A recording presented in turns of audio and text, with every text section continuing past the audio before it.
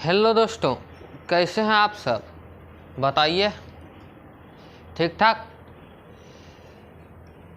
तो एक बार फिर से स्वागत है दोस्त आप लोग का द गुरुकुल स्पेस पे। और आज हम लोग 10th क्लास का एक चैप्टर लेके आए हैं जो केमिस्ट्री का चैप्टर है दोस्त, जिसका नाम है अम्ल, क्षार और लवण। तो इसके बारे में हम थोड़ा सा इंट्रोडक्शन करेंगे दोस्त, क्योंकि आप लोग सपोर्ट कीजिएगा तो एक चैप्टर बना एक के वीडियो में ला देंगे, समझे? तो अभी हम थोड़ा सा इसके बारे में इंट्रो करेंगे कि अम्ल क्या होता है और क्षार क्या होता है और लवण क्या होता है। तो सबसे पहले हम लोग अम्ल के बारे में जानेंगे। तो अम्ल का एक प्रचलित परिभाषा है दोस्त कि जो स्वाद में खट्टा होता है उसको अम्ल बोलते हैं, ठीक? जो क्या होता है, स्वाद में खट्टा होता है उसे क्या बोलते हैं? उसे अम्ल बोलता है। क्या बोलता है? अम्ल, ठीक। लेकिन ये बात तो कुछ लगी नहीं, क्यों?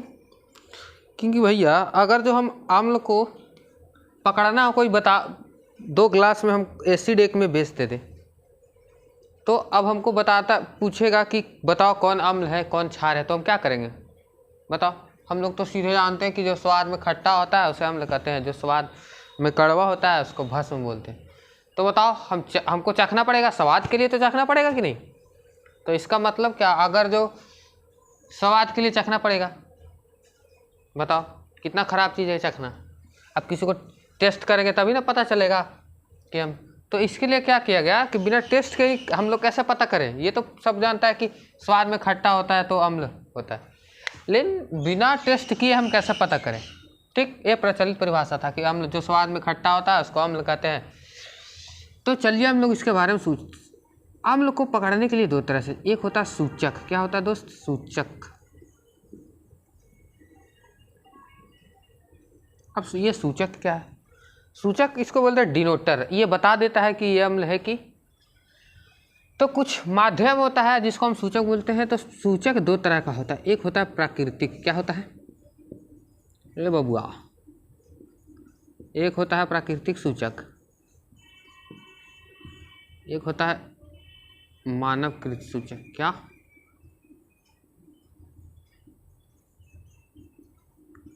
भाई ये प्राकृतिक सूचक और मानवकृत सूचक क्या है? तो इसका मतलब क्या है ना कि जो नेचुरली में पहले से है, और इसका मतलब क्या है जो आर्टिफिशियल है, जो मनुष्य साइंटिस्टों के द्वारा लेबोरेटरी में बनावल गया है, ठीक? तो प्राकृतिक सूचक में क्या क्या आता है? सबसे पहले आता है हल्दी,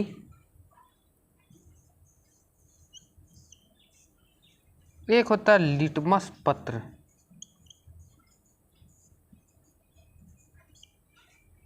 और मानवकृत में सूचक होता है मिथाइल ऑरेंज,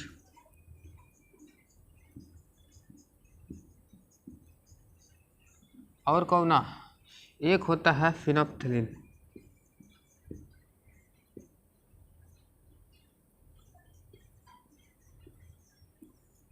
अभी हम लोग इतना ही जानेंगे, और भी बहुत सारा है।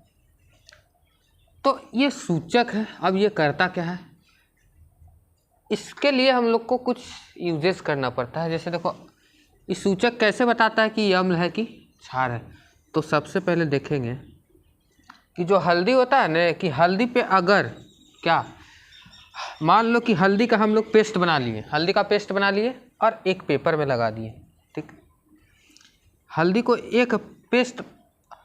का पेस्ट बना के एक पेपर पे लगा दिए, ठीक? अगर उस पे हमारे पास 2 गिलास है, एक में एसिड रखे हुए हैं और एक में बेस रखे हुए हैं।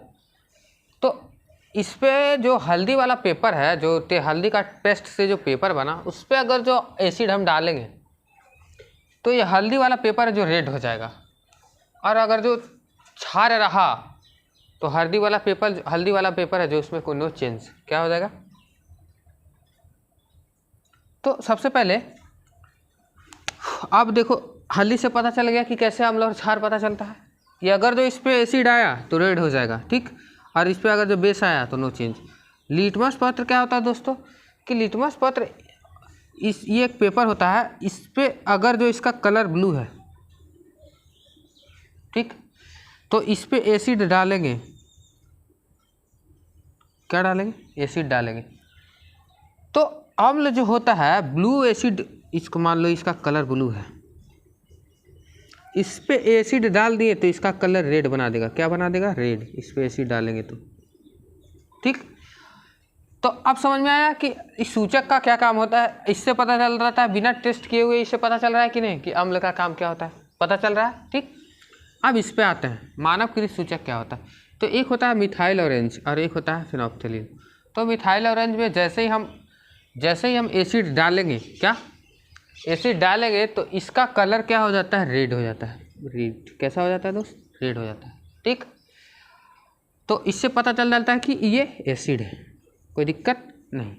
फिनोप्थेलिन क्या है, इसका कलर ऑलरेडी ये भी थोड़ा सा पिंक टाइप का रहता है, इस पर अगर जो हम एसिड डालेंगे फिनोप्थेलिन में, तो इसमें एसिड डालते हैं तो ये कलर बना देता है कुछ ऑरेंज, क्या बना देता है, ऑरेंज।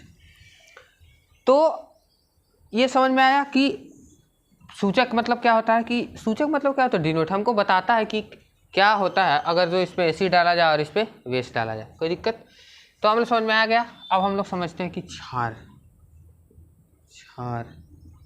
भाई, तो क्षार का क्या है, क्षार का भी एक प्रचलित परिभाषा है कि जो स्वाद में कड़वा होता है उसको हम क्षार बोलते हैं, क्या बोलते हैं, क्षार बोलते हैं। क्षार मतलब, इसका मतलब समझ लो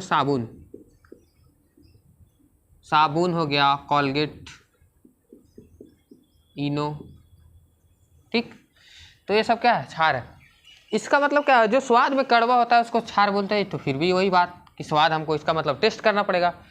तो टेस्ट करने से बढ़िया हम लोग किसके बारे में पढ़े हैं, सूचक के बारे में, कि बिना टेस्ट किए हुए हम लोग पता कर सकते हैं, बिना चखे हुए इसको बता सकते हैं कि ये एसिड है कि बेस है। तो अगर हल्दी पे हम बेस डालेंगे तो रेड है। अगर जो कोई लिटमस मान लो, ये लिटमस है, क्या है, लिटमस, ठीक। और लिटमस का कलर कैसा है, रेड। अगर जो इस पे बेस डाल दिए, क्या डाल दिए, बेस, तो ये कैसा हो जाएगा, ब्लू हो जाएगा, कैसा हो जाएगा, ठीक। इसका एक छोटा सा ट्रिक होता है दोस्तों, अम्ल जो है अनील का मतलब क्या होता है, अम्ल जो है नीले लिटमस पत्र को क्या कर देता है, लाल, अ से अम्ल, नी से नीला और ल से लाल। तो अम्ल जो है नीला को लाल कर देता है, और क्षार क्या कर देता है, लाल को नीला कर देता है, कोई दिक्कत नहीं। ये तो था हमारा लिटमस। हल्दी वाला भी वही सेम, कि अगर जो क्षार उस पर डालेंगे तो क्या कर देता है उसको, नो चेंज। अब इस पर आता है, इसी तरह से सेम इसमें है कि मिथाइल ऑरेंज का कलर क्या था, रेड था, और इस पर डालेंगे एसिड डालते तो रेड हो जाता है, बेस डालते हैं तो नो चेंज, बेस डालने से नो चेंज। बेस मतलब क्षार को अंग्रेजी में बोलते हैं बेस, तो नो चेंज, कोई दिक्कत। अब हम लोग समझते हैं लवण के बारे में। अम्ल हो गया, क्षार हो गया, इसको कैसे पता करेंगे बिना टेस्ट के हुए, ये पता चल गया। अब आते हैं थोड़ा सा लवण के बारे में। लवण क्या होता है, नमक का नाम आप लोग सुना होगा, आप लोग सब जानते होंगे कि नमक, तो नमक को ही हम लवण बोलते हैं। क्या बोलते हैं दोस्त, लवण। नमक भी एक क्या है, लवण है। उसी तरह से बहुत सारा लवण है। तो लवण होता क्या है,